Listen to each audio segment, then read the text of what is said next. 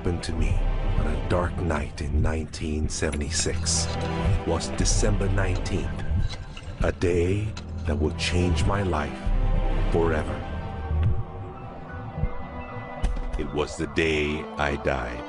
You were dead for 19 minutes. When I came back, I did not come back the same. How do you feel? I did not come back alone.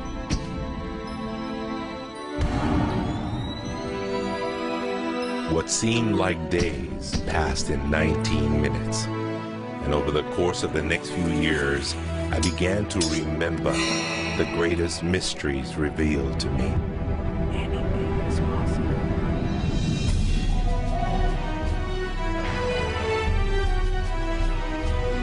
I discovered a secret beyond any secret. The sum of all secrets. My eyes have seen the sun. You have seen nothing. It's out there, and I will find it. You will find nothing. It's like Solomon's gold.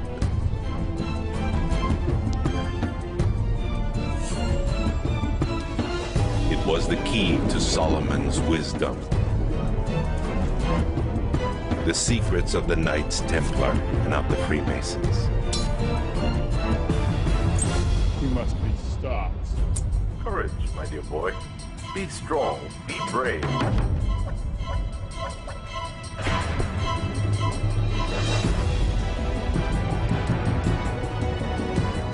I challenged myself to find out everything I could. I found great teachers who knew this and began to seek them out.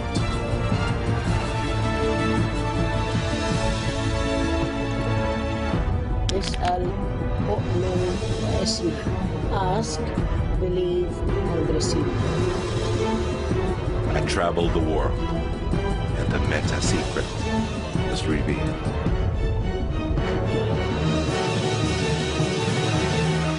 Time has come. I became a messenger to deliver all that was made known to me.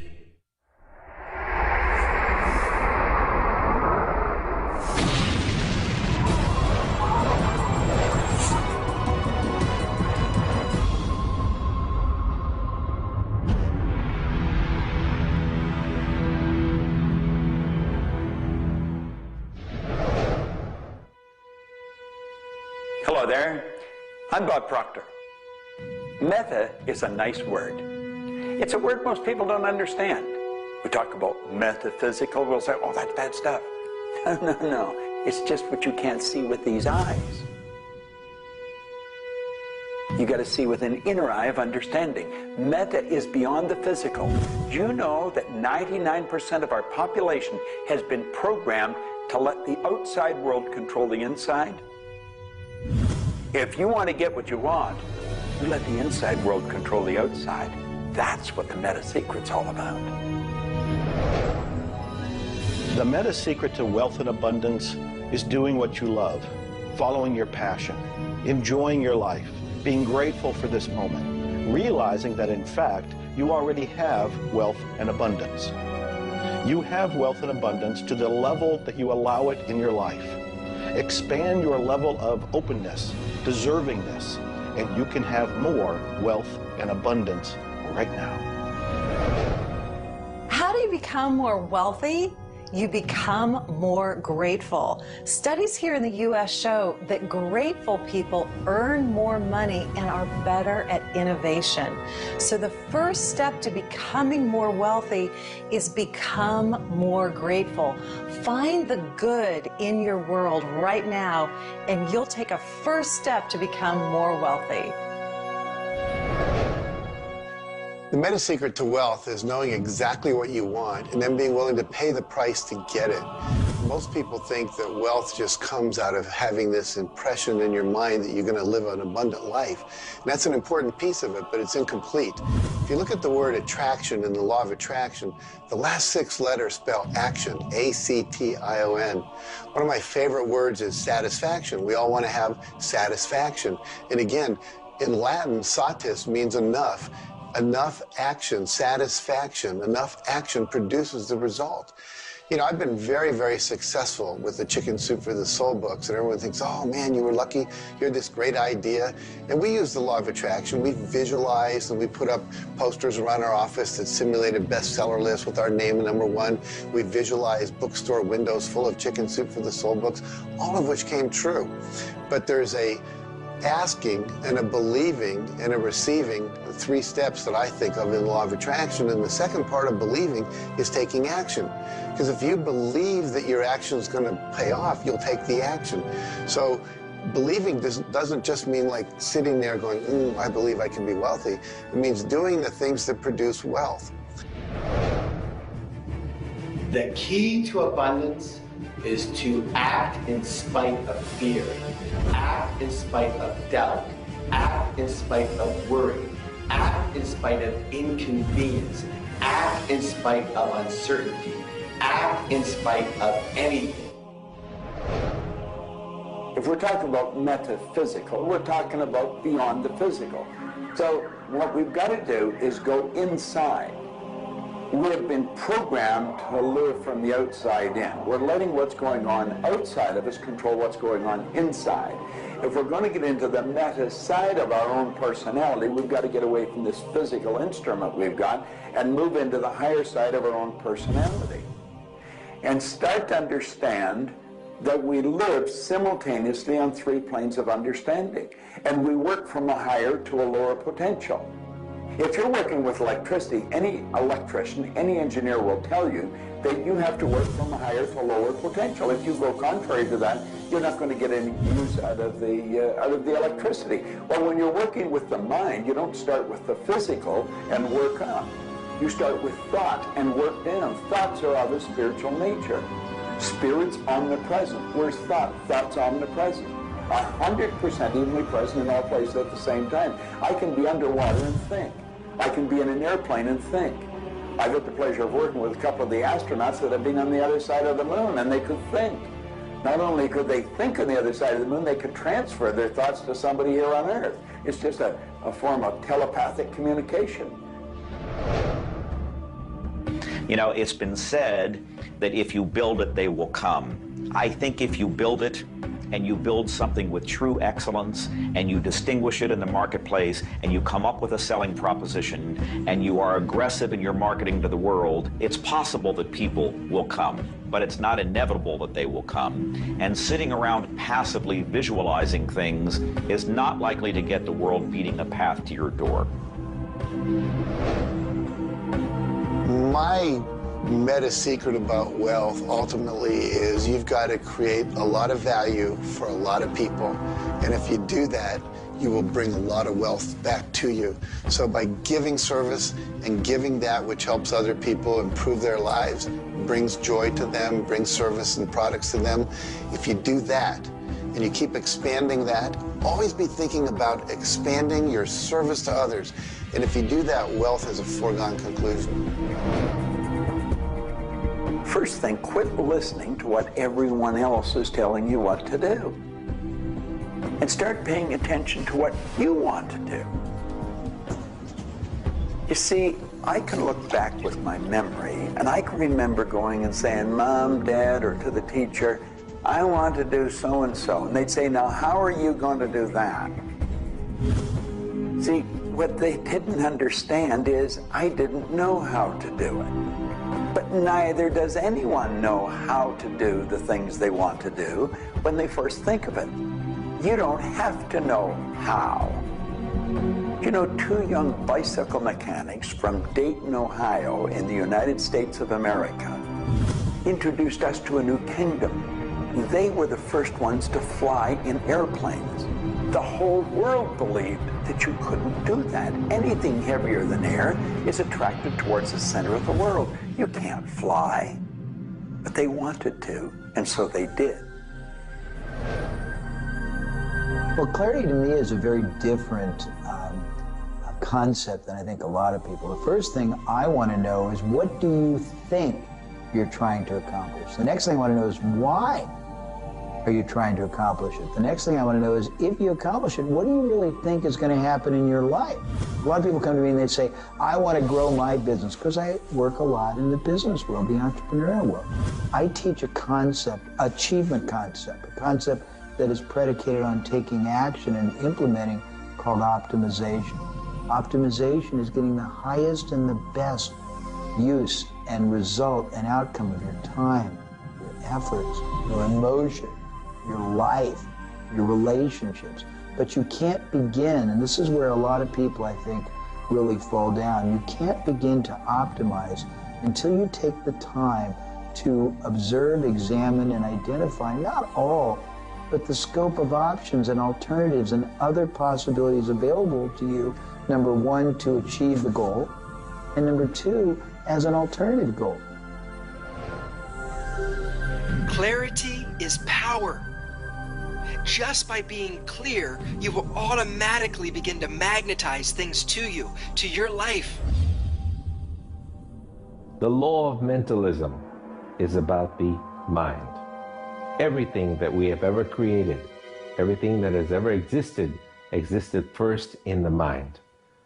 All thoughts are the beginning of all things real. All things that you can touch and feel began in the mind. So if you want to be wealthy, you've got to decide what wealth is to you. Define it. What does it mean? How much money do you have to have? For me, financial independence meant having $30 million producing income, which allows me the lifestyle I want without having to work. And so I've achieved that. But I knew exactly what I wanted because I looked at what it would cost me to live my lifestyle. Most people don't know their net worth. They don't know their income levels of what would be required to produce what they want. They say they want to own a yacht, but they don't know what a yacht costs. They don't know what it costs for the slippage fee. They don't know what it costs to maintain a yacht. So go out and create your ideal lifestyle and then figure out exactly what it would cost to live it, and then set that number as the number you want to achieve. Then believe you can achieve it. Visualize it every single day.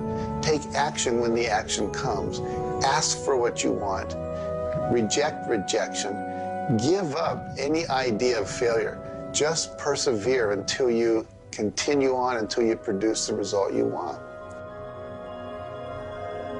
The law of attraction's a good starting point for thinking about how to improve your life. You want to align your thoughts and your beliefs with what you want your life to be. But the law of attraction itself, by itself, won't allow you to achieve the abundance that you need. There are certain steps that you need to take, and these steps are all incorporated in what we call the meta secret. And the meta secret isn't one solitary method or one solitary system. The meta secret is a combination of tools, methodologies, and ways to understand the world and ways to understand how we can change the world. Until I started looking at who I was and who I wanted to become, nothing changed. Because every time I would look and I would blame something else or blame somebody else or just look in a different direction that was not inside, I would get more of what I was creating.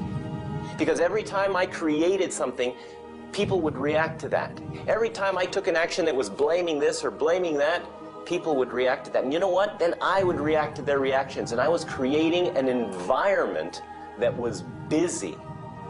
Instead, an environment that supported wealth and abundance. If you look around, there's nothing but the abundance everywhere that you see. You see the trees growing. You see businesses happening. This is wealth, this is prosperity, this is abundance. If it's not happening for you, it's because unconsciously you have beliefs, counter-intentions, negativity that actually blocks it from coming into your life. It's actually working the law of attraction all the time, but it's happening on an unconscious level. The abundance is there, the wealth is there, but if you don't feel it, if you're not expressing it, it's because inside of you, you may feel you don't deserve it.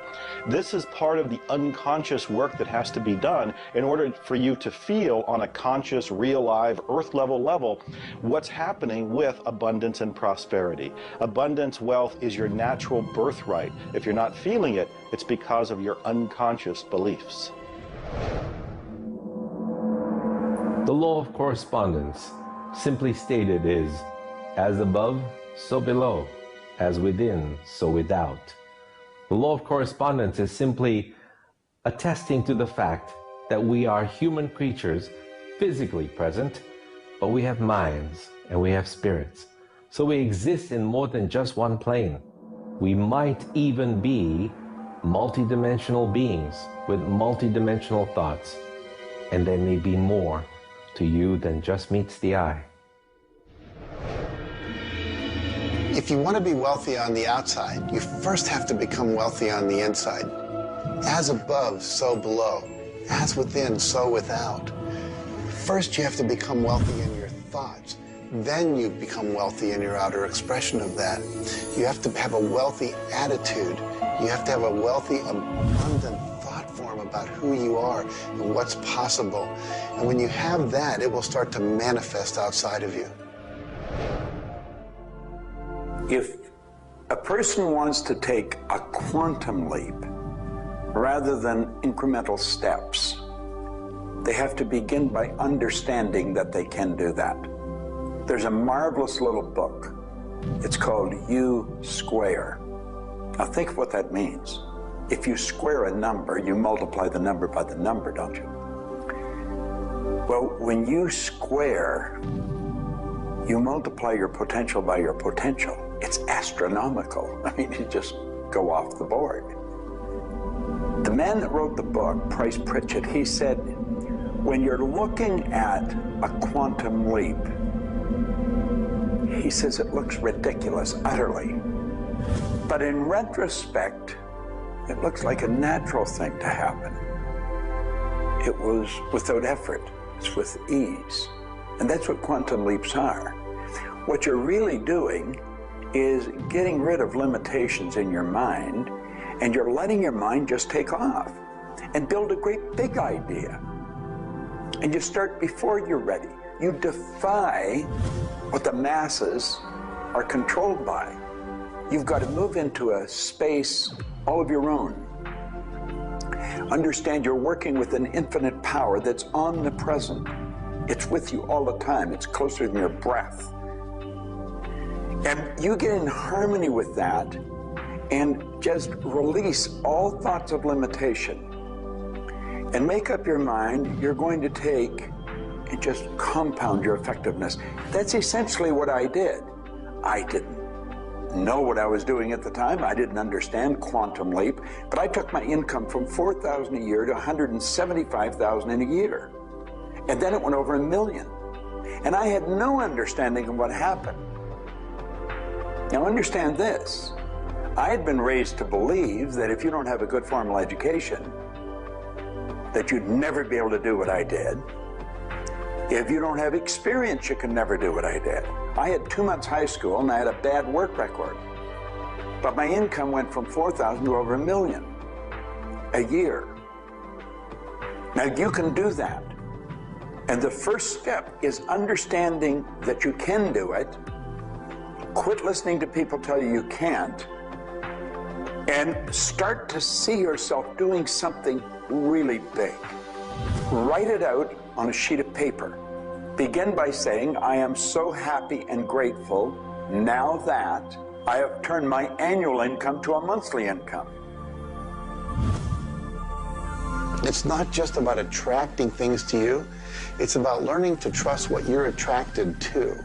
You are naturally going to be attracted to certain kinds of people, to certain movies over other movies, to places you want to vacation versus other places, to workshops you want to take or books you want to read versus other books.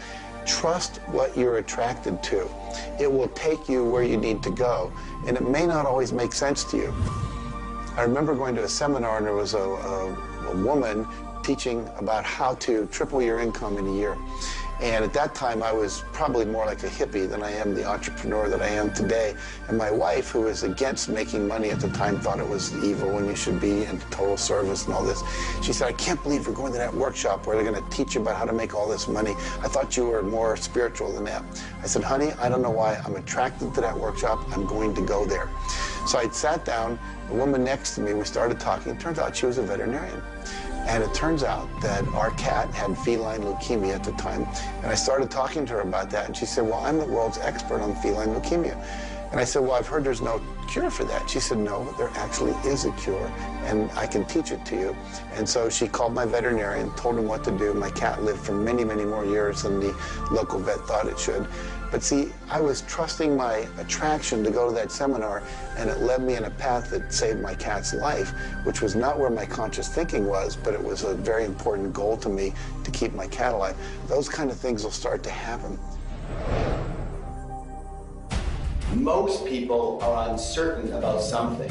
They're uncertain about their next step. Here's your message. Do it. Do it. Whatever you're uncertain about, do it. Take the step. You will learn so much more. You'll get so much further faster by actually getting in the game than doing it, than thinking about it forever. One of my sayings is, one step in the right direction is worth 100 years of thinking about it. The law of correspondence, the law of mentalism, and the law of vibration all combine to help you understand that the notion of wealth is arbitrary. You're always wealthy in comparison to someone else. You choose a person to compare yourself with, or your wealth or your level of wealth with, and then you decide at that point to be happy with the situation or to be unhappy, and therefore change it. All of wealth is subjective. Understand this, and you understand that there's an ebb and a flow to your finances. The more comfortable you are with how you interact with the world, with the value you give in the world, with the service or the product that you give the world, then you begin to realize your place in the world. And by realizing this, you participate in the abundance that is all around you at every moment and at every time. It is all yours. From the beginning, it was yours. Until the end, it will always be yours.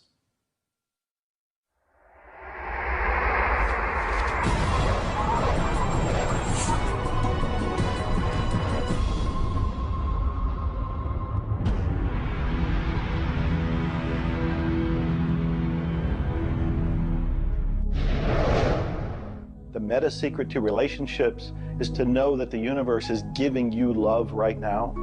When you give love to the universe, when you give love to another, you will receive love in turn. Love is the essence and nature of relationship. Relationships are a two-way street. It's not just about taking and giving and receiving and getting what you want, but it's also about giving.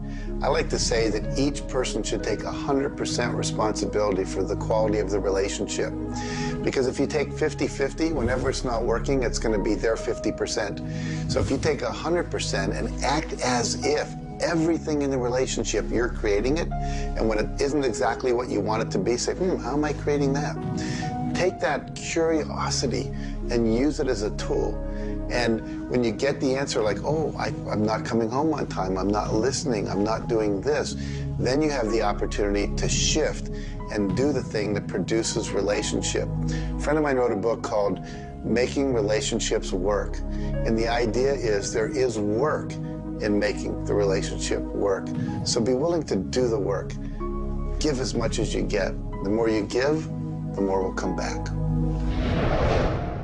To have a better relationship with anyone in your life, first you begin by having a relationship with yourself. Treat yourself the way you would your very dearest friend.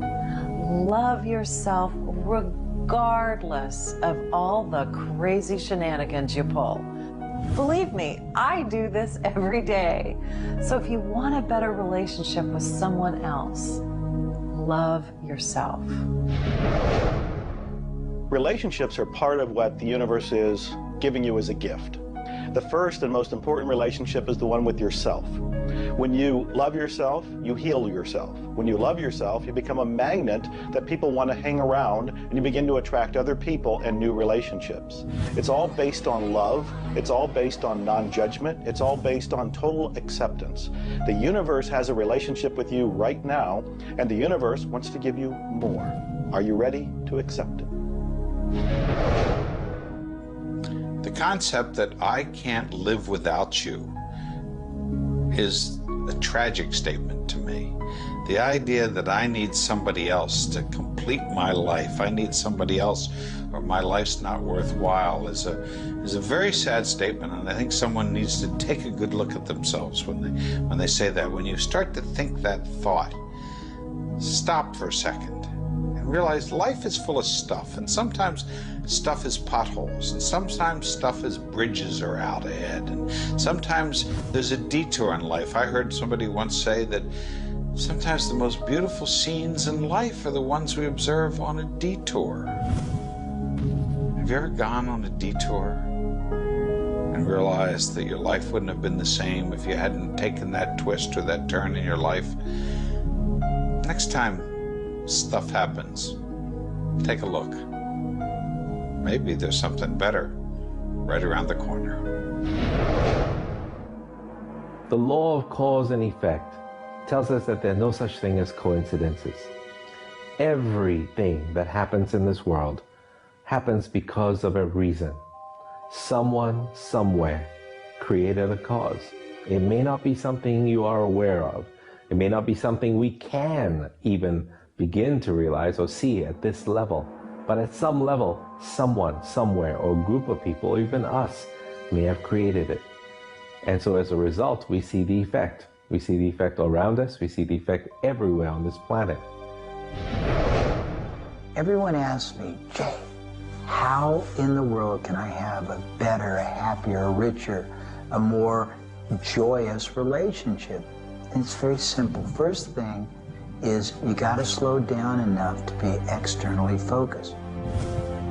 It's all about them. The more interested and externally focused you are on the other person, the more extraordinary their experience will be, and the more naturally they'll reciprocate it. The second, and you're watching me, and I've got a serious side, and you know that, but you got to get in touch with your childlike sense of curiosity, of innocence. The third is you got to be in the here and now, and that's so trite and said so often, but being in the here and now means connecting deeply and being aware of what people are saying and looking at them and being responsive to their feedback and their mannerisms. And the last thing, and the easy thing, is to, again, as I said earlier, enjoy the process. We are so busy, so stressed in our life, trying to get from one thing to another, trying to multitask, that the greatest way to have wonderful relationships is to commit. Commit, not just the time, but your being, to being there, to connecting. For me, the meta secret to relationships is to be the person you're looking for. Whatever it is you're out there looking for, be that and give it away. If you're looking for someone who's loving and kind and compassionate and generous, you need to be loving, kind, and compassionate and generous. Whatever it is you want, you've got to be that and express that out into the universe. And whatever you express out is going to come back multiplied. The meta secret of relationships is for you to develop an identity that brings out the best in your partner and helping your partner to be the best that they can in order to bring out the best of who you are. Criticism seems to be a big problem. If you are really secure in yourself and somebody criticizes you, it isn't going to bother you. Now, if you're insecure and somebody criticizes you, it's really going to bother you. You see, 9 out of 10 times, the person that's criticizing you really wants to help you. They just haven't really learned how to communicate effectively. But let's not let somebody else's criticism or their way of helping us shake us. If we're solid in our own self, and we really understand ourselves, then we can handle it and it won't be any problem. If criticism really rattles your chain or rattles your cage or really upsets you, it's not the criticism that upsets you. It's not the other person's opinion that upsets you. It's how you react to it. And you see, if you were really solid within yourself, you would respond to it. You would thank them for it and say, but I really don't choose to do that. Or you'd say, well, thank you, that's probably a good idea, I'll try it. But they're not going to knock you off track. So it goes back to have a good, sound self-image, a good image of yourself. Maxwell Maltz wrote a beautiful book on that way back around 1960 called Psycho-Cybernetics. Psyche-Cybernetic. Cybernetic is the communication mechanism in our mind. It's the image that we hold of ourselves. It's like a life-governing device. Well, you've got an image of you just same as I have an image of me. And our image controls how we walk, how we talk, how we dress, how we meet and greet people. And it also controls how we handle criticism when it comes our way. And it will come your way, just same as it comes to me and everybody. We want to be solid in our own belief about who we are and what we are. Let's really get to know ourselves. And then, rather than react, let's respond. It doesn't matter how they approach, whether they're diplomatic and trying to help us or whether they're trying to find fault. It won't really make any difference. We will listen to what they have to say, listen to it, and then we'll either accept it or reject it, but it isn't going to affect the relationship with the other person one bit. There is masculine and feminine in everything. Nothing is entirely masculine, nor is it entirely feminine. We have different aspects of yin and yang, of harshness and softness, different aspects of masculinity and femininity in everything. If you take a look at life and see it all as a combination, see how we are always living in combination, then you begin to realize and to also appreciate the law of gender.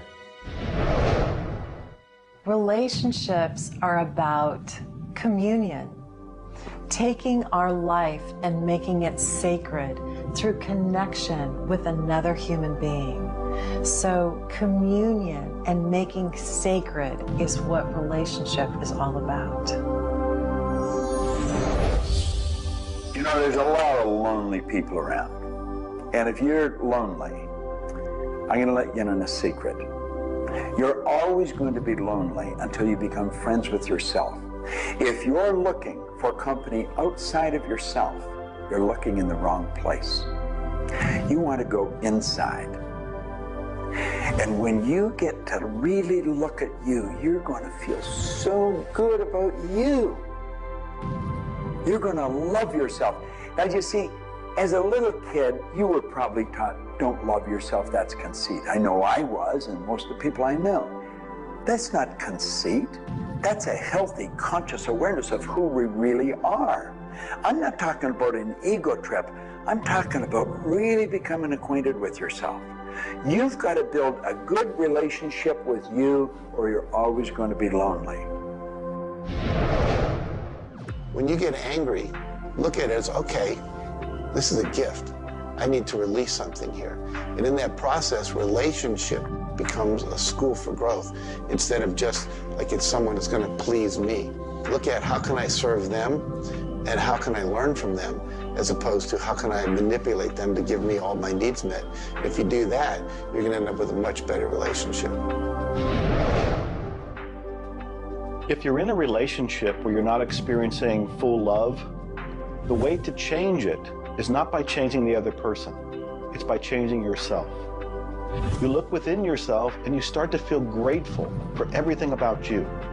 As you change your relationship with yourself, magically, the outside relationship will change as well. You will suddenly see it transformed. You will suddenly see that there's love in that relationship with that other person. But you don't change the other person. You change you. A lot of people spend valuable time in their life focusing on the past. I could probably spoil your week if I reviewed the first 26 years of my life. My life was a mess. And you know, at the end of 26 years, imagine living for 26 years and looking at yourself, you're unhappy, sick, and broke. I had a guy look at me and he told me I was one of the most miserable people he had ever met. And he was right. I was plain miserable. He said, you're always sick. I didn't have a terminal illness or anything, but I was always backache, headache or something, and I was always broke. He said, why don't you change it? Well, as long as I kept focusing on what led me to this point, which was a bad trip, I was going to create more of the same.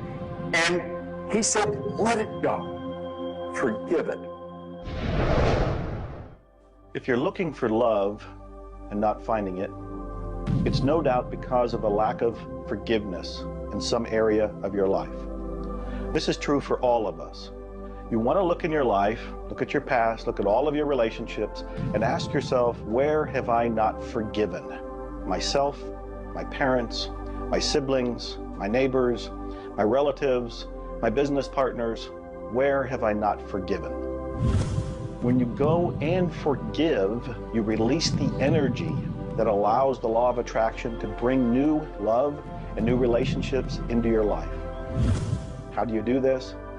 You look and ask yourself, where have I not forgiven somebody? Somebody's going to come to mind. It could be you. The second thing you do is say, can I forgive them? Can I forgive myself? Whether you say yes or no, you move to the third part of this, and you start to wonder, what made that person act the way they did at that point? What made me act the way I did at that one point? And you start to go deep into understanding the psychology of behavior, and you realize we're all doing the best we can, yourself included. At that point, when you can forgive yourself and you can forgive these other people, whoever it might be, for whatever may have occurred, when you forgive them, you release all of the energy that's been stuck psychically within your own mind and your body and your soul. And when that releases into the universe now has an open pathway to return to you new love, new relationships, new blessings. It all begins with forgiveness, and you can do that right now. When we talk about love, we're talking about the greatest word in the world. Leadership is a great word, but no word compares with love, because without love, you're dead. There's life in love. There's forgiveness in love. There's really everything. There's thankfulness in love. Now, the problem is learning where do we start, because we find sometimes in families there's no love. In marriages, there's no love. But we quit looking around and we start learning. It begins with me. And when we start learning, we're not too loving ourselves. And it begins with your learning. To me, you could say you're loving, but unfortunately, you love people you like. Love has to be unconditional, loving those you don't like. Now, in my case, when my wife married me, she said she loved me. I told her I loved her. But as soon as we got married, I would say, I love you. She said, well, why don't you act like it? I say, I do act like it. She says, you have a funny way of showing it. I say, well, I love you enough to die for you. She says, try living a little. And so I discovered, as loving as I was, I didn't fit her definition. The law of gender, the law of vibration, and the law of rhythm. All of these figure in relationships. You see, love is a dynamic. Any relationship is a dynamic. When you are actively relating, that's when it's alive. That's when it's fun. When you sit back and you start to look at the relationship, then it becomes static. It becomes a relationship to be assessed, to be looked at. But when you're relating to your partner or your spouse, amazing things happen. It's dynamic, it's moving, it's alive. And that's what all love is supposed to be, alive, and so much more fun. Changes happen all the time. We change. Human beings change. You change, I change, we all change. But if you can change together in the same direction, amazing miracles take place. Words, feelings, thoughts are all aligned. And all of a sudden, you can take on any problem and it's not an issue. That's what relationships are all about. That's what relating is all about. That's what love is all about.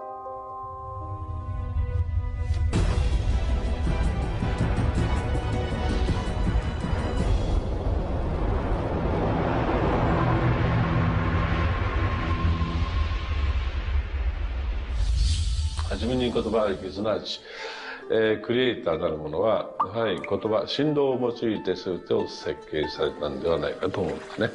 そして、その、振動の、設計図は非常に緻密なもので美しい共鳴振動にあふれたものであったことでありましょ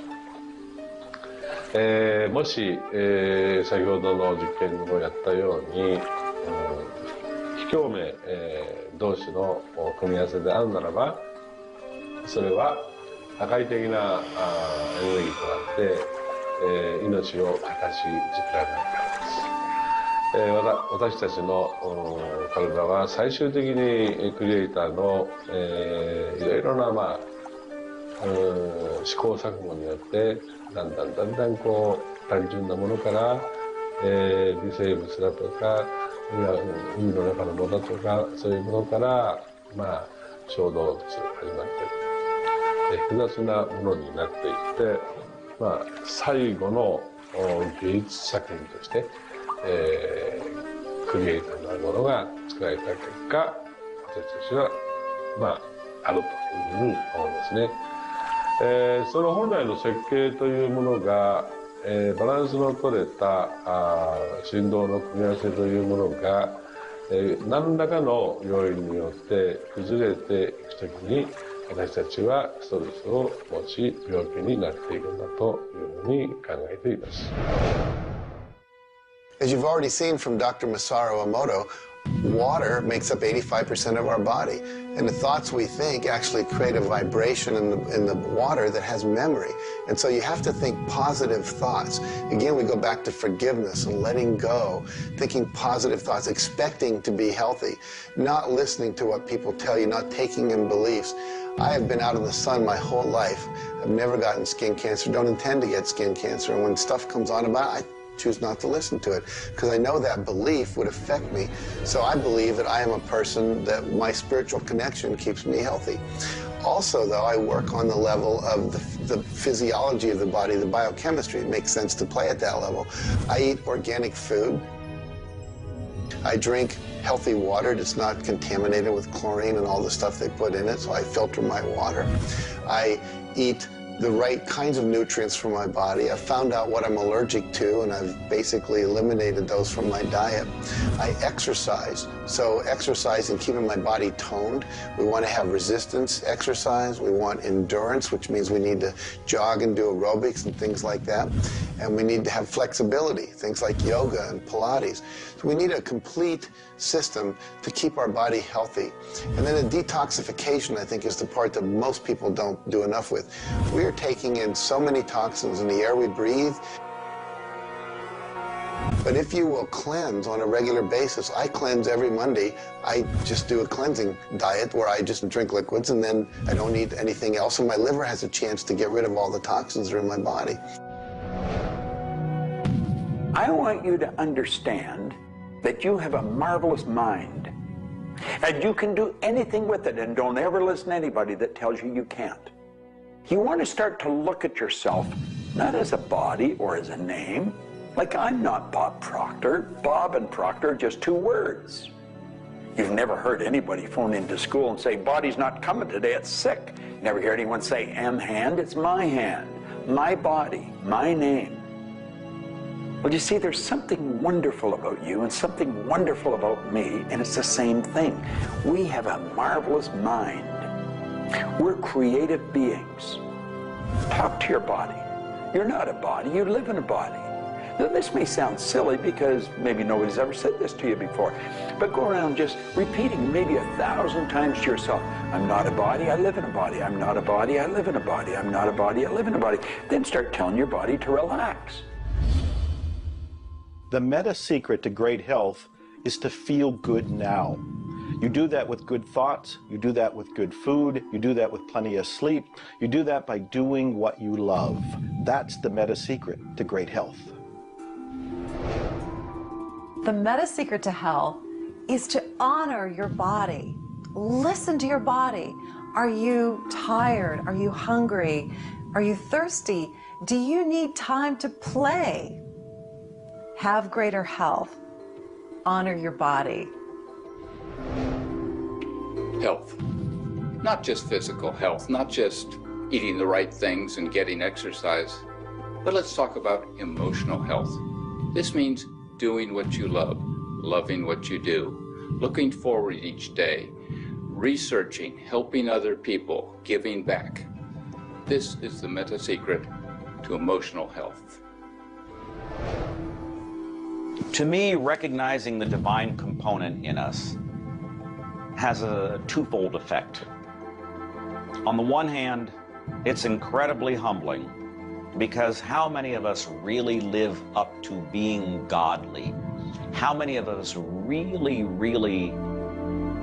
maximize the God-given talents that we're given? How many of us really live lives of fulfilled potential? So on the one hand, it's kind of intimidating, but on the other hand, it's very inspiring.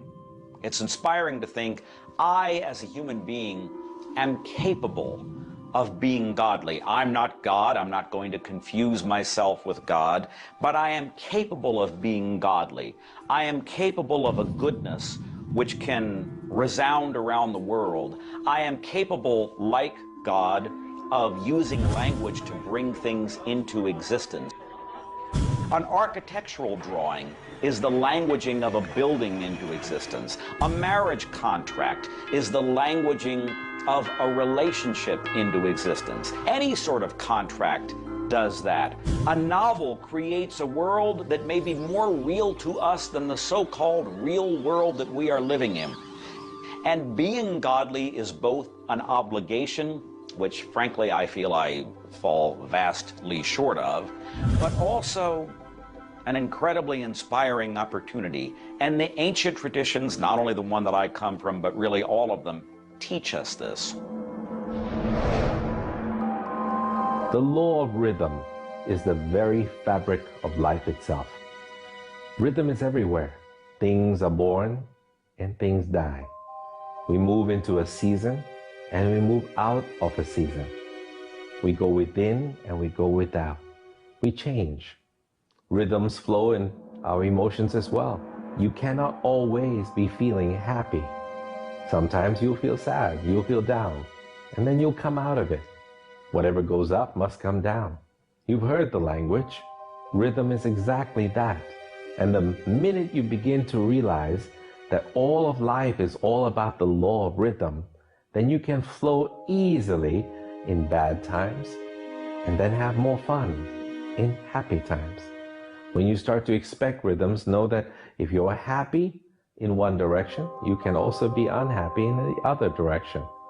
The law of rhythm surrounds us, works with us, and if you master it, there's nothing you can't do. The meta secret to health and having amazing energy is the ability to look at your world from a perspective that, hey, things aren't always going to go your way, but you know what? As long as you always do your best, as long as you are focused on what you achieve and what you're trying to accomplish, then it's all going to work out. I think one of the most important keys is to recognize in life just about all the limitations that we have are self-imposed. To realize that is the greatest breakout, the greatest. I talk about staging jailbreaks in your life, breaking out of the mental prisons, getting over the walls of the self-imposed impossibilities in life. And it is remarkable what happens when you realize, take a look at what really is holding you back. And very often, almost all the time, it's you. It's you. The power lies within you.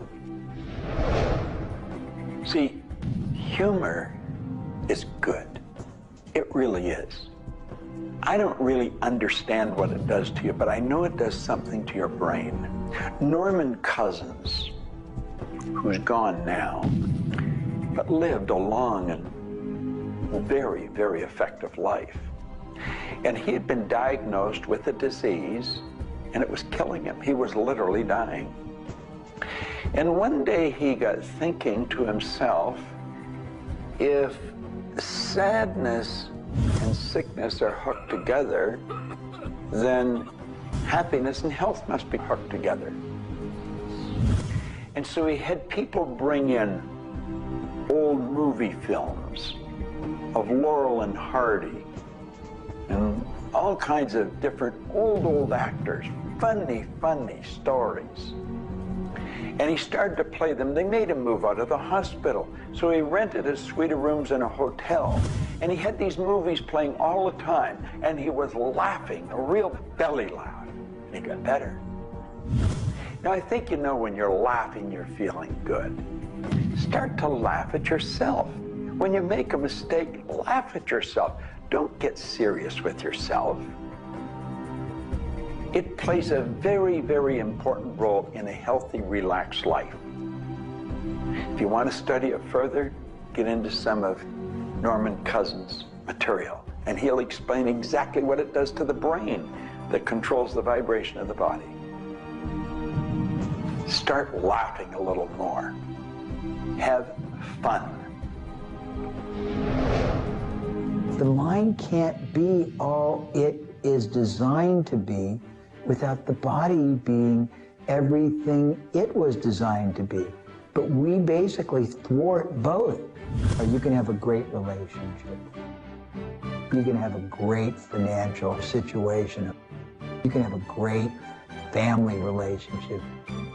And the big problem in our society, certainly in Western society, people don't exercise, 92% of people don't exercise, they don't eat nutritious things, they don't complement to compensate. It's very simple. And if you break it down to the little steps like eating an elephant, you'll have the most rich, satisfying, fulfilling, gratifying, liberating life, but you got to balance it. Health is all up here. All I know is right now, I don't have a voice, I don't have good sight, I don't have a hearing. My strength is gone. However, I have never been more excited and thankful in my whole life. The law of vibration simply states that everything is in motion. Nothing stays static. At some level, even though something may appear as if it's not moving, its molecules are moving, its atoms are moving. Everything vibrates. Not just your thoughts, everything. Now, I do understand that disease cannot stay in a healthy vibration. It just cannot. I also understand you cannot turn disease into health, but you can release disease and recreate health. You see, your body is changing at the rate of millions of cells every second. And it's the thought patterns that you hold in your mind that control the vibratory rate of the body. Your brain is an electronic switching station. There's all kinds of material written on thought, on attitude, and on health. And I do know this. If you are suffering from a physical disease, quit talking about it, quit thinking about it. Go to a very competent medical doctor and follow that person's advice, because he or she will tell you what to do physically, but at the same time, instantly begin visualizing every molecule of your being in a harmony with the law of vibration. Now, I would have an affirmation that I would repeat. I am so happy and grateful now that every molecule of my being is vibrating in perfect harmony with God's laws. My body is getting healthier and stronger and more vibrant every minute of every day. And repeat that. Treat it like a mantra.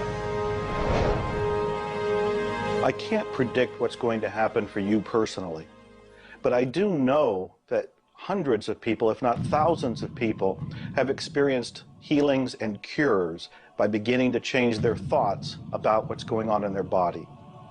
In my book, The Attractor Factor, I talk about a person who had cancer.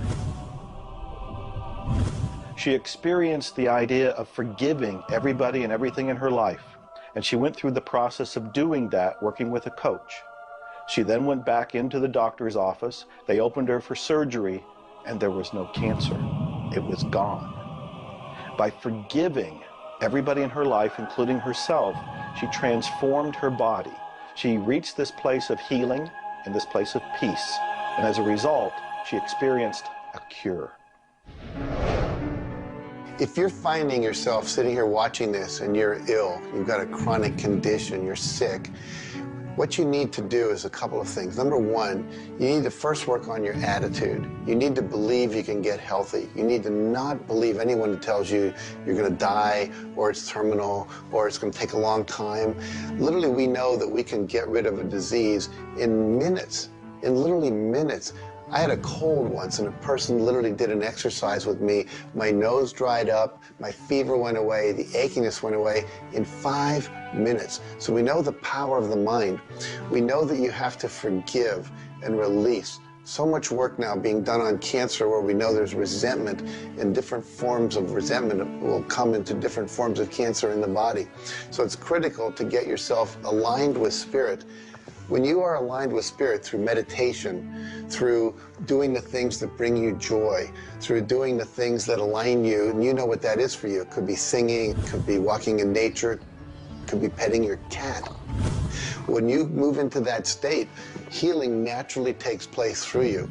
There's this innate, natural healing ability that's always working to heal you if you get you out of the way. By you, I mean your ego mind, your beliefs, your fears, your doubts, all of that stuff, all of the resentments you've held that you haven't released, that will keep you sick. So you've got to do some kind of work to get into a spiritual alignment and to release the negativity. Emotional pain is very real. It's like sorrow and grief. Like grief comes in waves. It just sort of overcomes you and then it sort of fades away. You could have experienced some traumatic situation, anything from rape to the loss of a loved one or being held up, where somebody invaded your privacy in some way or another. And it causes deep emotional pain. What we want to realize is that we are bringing that on ourselves. You say, well, wait a minute, you're not bringing it on yourself. No, but you're reliving the situation. We've got to separate ourselves from the incident, from the situation. We've got to realize that it's a very real part of life and attempt to separate ourselves from it and deal with it as best we can and then let it go. Otherwise, we're going to carry it with us and we're going to keep experiencing it over and over and over again. どうやってわかるか。振動という、まずそもそもその水の結晶とは何かということになりますけどね。結晶というのはやはり情報だと思います。で、情報というのはバイブレーションですね。で、バイブレーションのデザイン家が雪の結晶あるいは水の氷結結晶という形になって現れてきていると思いますが、やはり我々がなんで、美しいとか醜いだとかそういうような認識能力があるのか、あるいはそれだけには全人類本当に、一緒の価値観を僕は持っていると思いますが、それはもうやはりクリエイターがそのように設計されて、いるからだと思うんですね。それが崩れちゃったらもうこれはもう本当にどうしようもないんだけど、その美醜というのが我々の美しさ、ごめんなさい、バイブレーションの健全さということにつながっていると思います。水は神が自分の意機あるいは意図をまんべんなくこの宇宙に伝えるためのキャリアとして、作られたものだと思いますね。ですから水が別の言葉で言うならば神の、一種のメッセンジャーということになると思いますね。それの形が大げさで言えば結晶という形で表されていると。で神にとってふさわしくないなと思うような現象については水はやはり結晶的にノー、良いものはイエスという判断を示すというふうになっていると思うので、それがなぜできるのかということだというと、これはまた僕にとっては来世の研究課題かもしれません。Stress is caused, in my opinion, when we take our power and give it to the problem. We want to maintain the power. I'm in control of me. The power is going to stay with me. I am not going to let the condition, the circumstance, or the challenge that I may be facing control me. You can make a decision right now that you are going to maintain your power and you're going to let everything outside stay outside, and you know that when you're in a totally relaxed state, the solution to problems come. Quit getting involved in these sophisticated stress management deals. Release the stress. Let it go. You're in charge of your body. Just say peace, be still. Visualize a beautiful lavender energy flowing right into the crown of your head and circulating right through your body. And then start to imagine every molecule of your body vibrating in perfect harmony with God's laws. You're totally relaxed. You're in charge of yourself. There is no stress where there's relaxation. Be calm, peace, be still. Don't even use that word anymore. Get rid of it. Release it.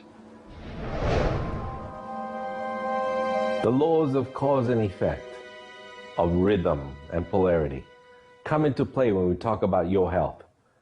Your body is an amazing symphony. Amazing miracles taking place on every part of your body. And what holds it together are fields of force that we cannot even begin to understand. Every day, your cells are renewing until you have new organs generated all the time. Your body and your cells are repairing themselves even as they remove toxins from your body. I can't help to wonder sometimes if you gave that entire symphony a wonderful environment filled with fields of happiness and radiant joy and vitality, how that growing, renewing process might work a little bit better, sort of like happy children in a playground.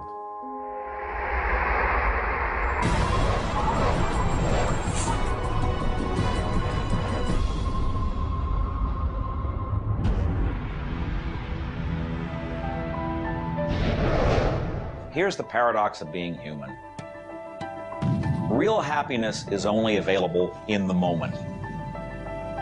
If you're brooding on the past or obsessed about the future, even if you're looking forward to something that could be magnificent in the future, it's not quite the same sort of anchored contentment that you get from really being in the moment.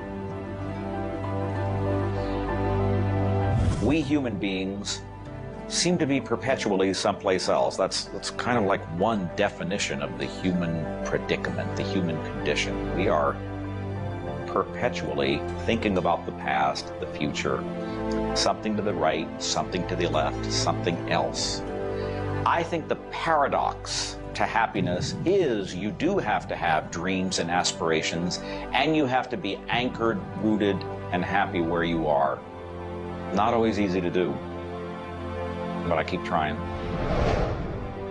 Happiness is a point of view. Am I happy? Yeah, I think I am. How can somebody always be sad? Of course we're sad when we lose somebody that we love, or that when the project we're working on so long doesn't work out. Temporary sadness is a very human condition. How can you be happy? maybe by finding things to do that make you happy. You see, if you're miserable, your mind is focused on the past. There's a method concept. Get you over any miserable concept in a heartbeat. Focus on right now. See, you're miserable because of something that happened that you didn't want to happen, or something she said or he said or they did. Forget it. It's in the past. And quit worrying about the future. Have you any idea the number of electrical charges must fly through your body for the simple object of writing your name? See, your brain is an electronic switching station, and you've got one. And you can activate brain cells. You can set up any vibration you want. If it's a negative vibration, you're going to be unhappy. If it's a positive one, you're going to be happy. Every brain cell is a positive and a negative pole. Everything that you look at is going to be impregnated into cells in your brain. Now, you're either going to look at the positive or the negative side of it. What side do you want to live in? I choose to look at the good side of a situation. Put yourself in a good vibration. Think of the blood in your body. Do you know it circulates through hundreds of miles of passageway every 33 seconds? It carries all the food in and all the garbage out. You got more power in your little finger than you need to light up your home for the year. There's about 11 million kilowatt hours per pound of potential energy locked up in your body. And you're probably saying, I haven't got any energy. That's because you're miserable. Get out of it. Get over it. Focus on now.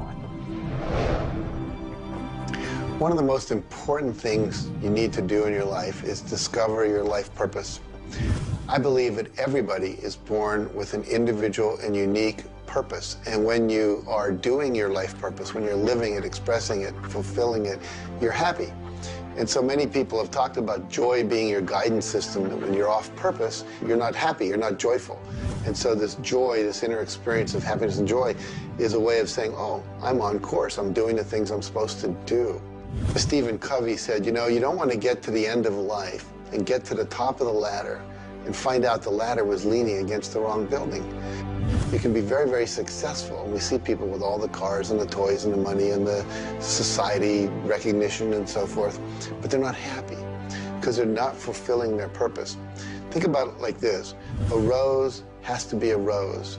A chrysanthemum has to be a chrysanthemum. A geranium has to be a geranium.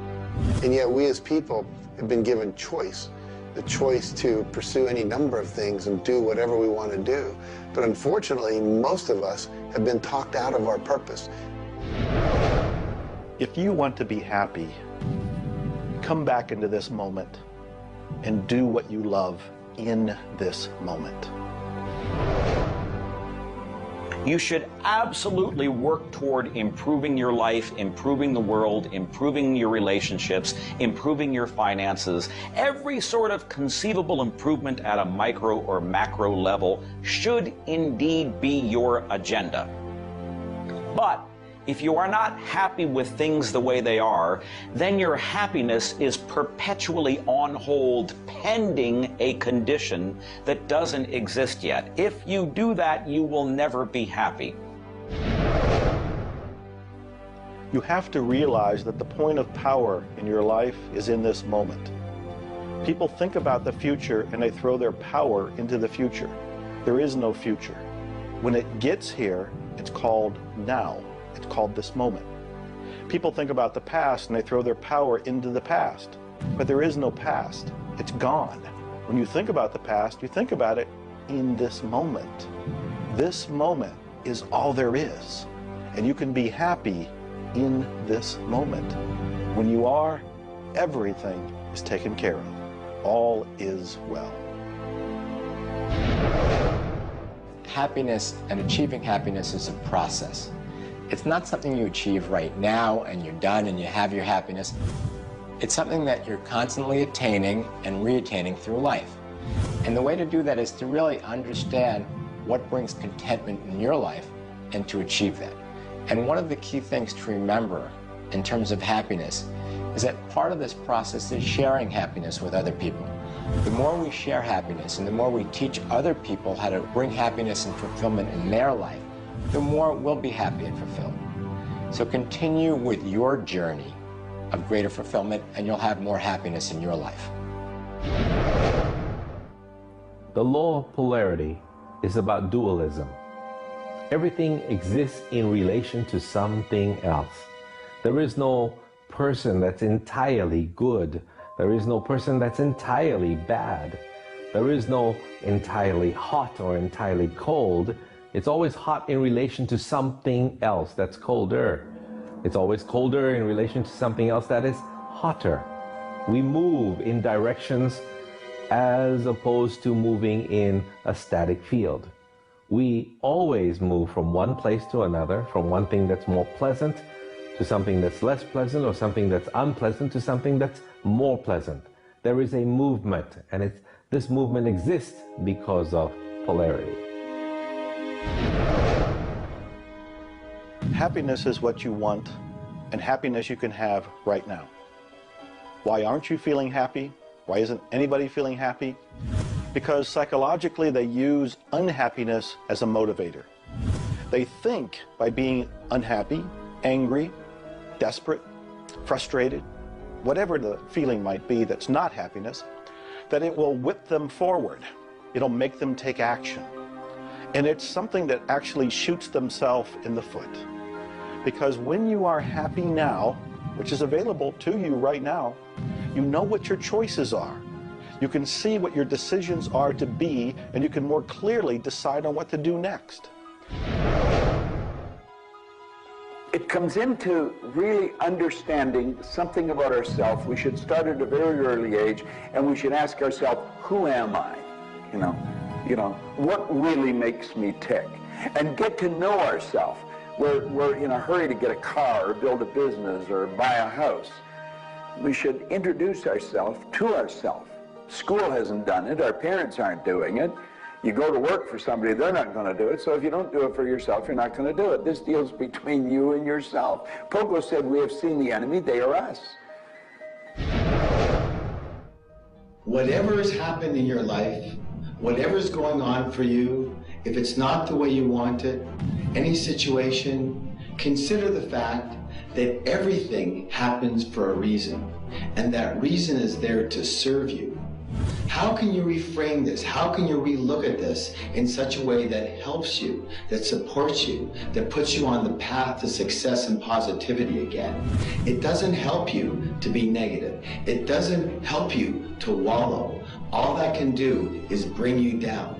It's time to change your mind. It's time to reframe, relook at it, have a new perspective, a new view, and put this in the light of this was there to serve you. There's no accidents in the universe. This happened for a reason, and that reason is there to help you.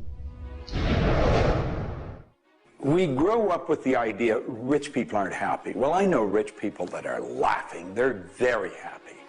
And of course, I know people that are very wealthy and are very unhappy. I remember old Nightingale one time saying, since it doesn't make any difference whether you're rich or not, if you're happy or not, you might as well be wealthy. And then if you're miserable, you can at least be miserable in comfort. We've got to understand that all the money in the world is available to us, but we have to earn it. Now, that does not mean we should work. This is where the meta secret really comes into play. Working happens to be the very worst way to earn money. We should work for satisfaction. People should go to work at what they love doing. When we think of work, what we're really talking about is how we spend our days. Work has probably a bad energy attached to it. We should spend our days doing what we absolutely love to do. When it comes to the fear of failure, you look at your life and you ask, if I pursue my dream, my passion, my love, and it doesn't work out, will I still be okay? Can I still love myself? Will life still go on? When you realize that the answer is yes, you remove the fear of failure. When you remove the fear of failure, you have energy to go forward and actually make it a success. Well, what about the fear of success? When you are successful, you can make a difference in the world. If you really want the world to be a happy, prosperous place, Contribute a happy, prosperous person to it. You. The meta secret to happiness is that there is perfection in imperfection. That when we accept our environment for what it is and the people around us for who they are, we can make a big difference. Happiness. What makes you happy? Everyone is not the same. For me, it's research. I love researching and writing and putting multimedia programs together. And this allows me to do something else that I love, traveling the world. I travel more than 6,000 miles, that's 9,000 kilometers, every week. I've been to more than 52 countries. I board an airplane every 2.5 days. I've been around the world more than 16 times in just a couple of years. I enjoy that. Meeting new people, meeting new audiences, helping people. What makes you happy? That's what makes me happy. A key component to lift yourself out of depression is human connection. Go connect with another human being. Another powerful tool is movement. And a third is laughter. Go play and have some fun and watch your spirits begin to lift. The meta secret of life is to realize that the journey is the thing. I believe the first thing a person should do is establish a purpose. Why are you even here? Why do you get out of bed in the morning? Why are you living? I honestly believe every one of us are hardwired to do something. So how do you decide on your purpose? You decide on it by asking yourself, what do I really love doing? So you have your purpose. This is what you're going to do with the rest of your life. And then you build a vision. Then your goal is taking a bite out of that vision. Now, when you do that properly, you're going to love what you do. When you wake up in the morning, you can't wait to get going, and you're going to be doing it until you go to bed at night. Therefore, all of your day, all of your hours are filled doing with what you love to do. That's called living. Everything else is dying. See, there's a basic law of life. It says create or disintegrate. You're growing or dying. Find out what you love, dedicate your life to it. Most of us, when we approach happiness, are looking for someone out there to make us happy, some event to occur, and then we'll be happy.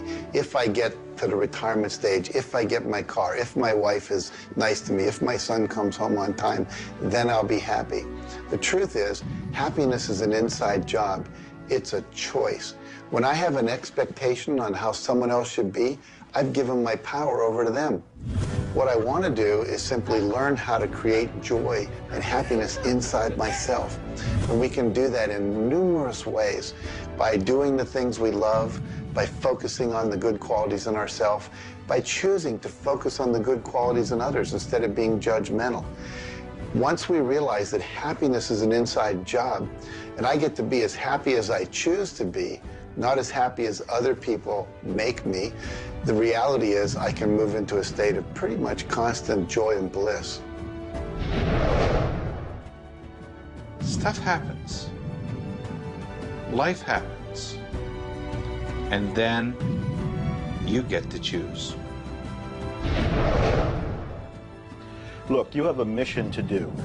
You have to find meaning in your life, and you have to share it with others. There's a whole world out there that is suffering, that is in survival. They are grieving and they are hurting.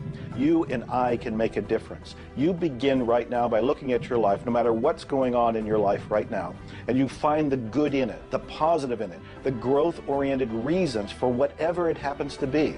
You find the good in it, and whatever is happening, you turn it into something positive.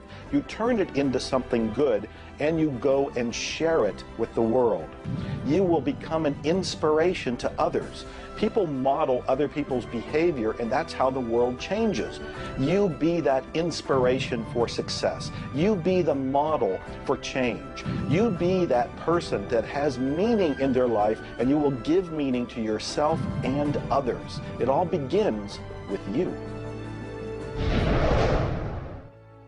You have always had, you have at this moment, you will always have in the future, the power to achieve, to accomplish, to have anything and everything you want in the terms of monetary, wealth, prosperity, in terms of health, in terms of happiness, relationships. However, it will never, ever occur until and unless and until after you first are clear on the specific goals.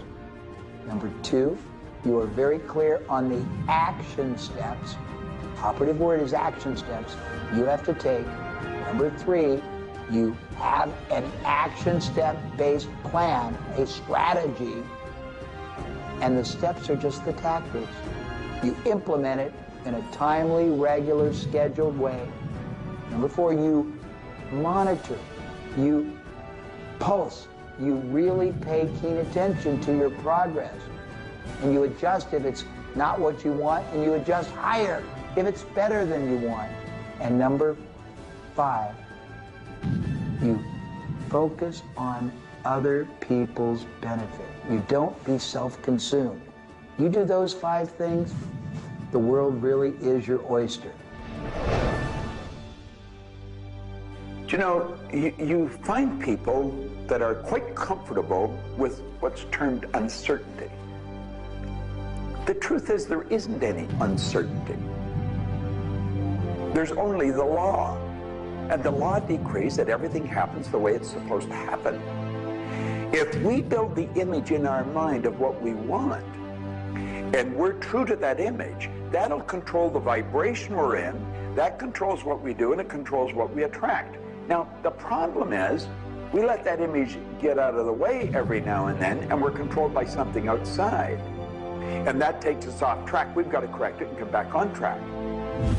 But a person that has direction in their life, there's no uncertainty. There's only good stuff coming. It's stuff that's going to cause the image in our mind to move into form. And so we wake up every day wondering what part of it's going to show up today and where's it coming from and who's going to deliver it. Every day holds something really good for us. Alfred Adler, the great psychologist, said, "I am grateful to the idea that has used me." I love that. Get a big idea and understand that you're going to see it move into form, and that's just as certain as the night following the day, because that's governed by law too. The laws of correspondence, of vibration, polarity, and rhythm come into play when you talk about the meaning of life and happiness. We make our happiness dependent on what other people can do for us instead of what we can do for ourselves. You know, there's a concept they don't teach you in school. It's called enough. Sometimes what is enough for one person may not be that way for somebody else, and we want more. And when you want more, you're setting yourself up for disappointment, because not always will you get more. Sometimes you do, but it's not all the time. I don't know who told us on this planet that everything is going to go our way. Sometimes things will go your way, sometimes they won't. We've got to learn to accept this. That's the rhythm and the flow of life. All of life is filled with possibilities. And when you see possibilities, well, it allows you to accept failures as not final. Failures are learning lessons. The American Indians, the Hopi Indians in the Southwest, well, they have a belief. Every day they wake up and pray to the Great Spirit, and they say, "Oh, Great Spirit, allow us today, this day, to make 20 mistakes." You see, they believe that by making mistakes, by failing, you actually learn more. You add to this wonderful fountain of wisdom that is called you over a period of time. And if you don't fail, they say, you don't learn anything. So how many times have you failed? I know I have failed a lot. But over the course of the years, I also knew something that was different. And that was that I was responsible for my own happiness. I knew that there was laughter everywhere, but I also knew that if I wanted to participate, that laughter has to come from inside, not from outside. And that's the nature of spirit, and that's the nature of who you are, and that's the meta secret to everything possible. This is our home. We have nowhere else to go. Earth gives us everything we need to celebrate life. Everything you do will either hurt or heal our planet.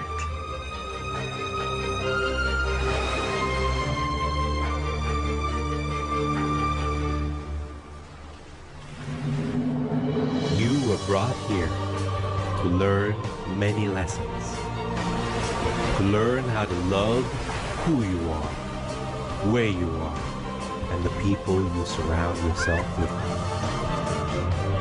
Just remember that you carry within yourself everything you need for the fulfillment of your life's purpose.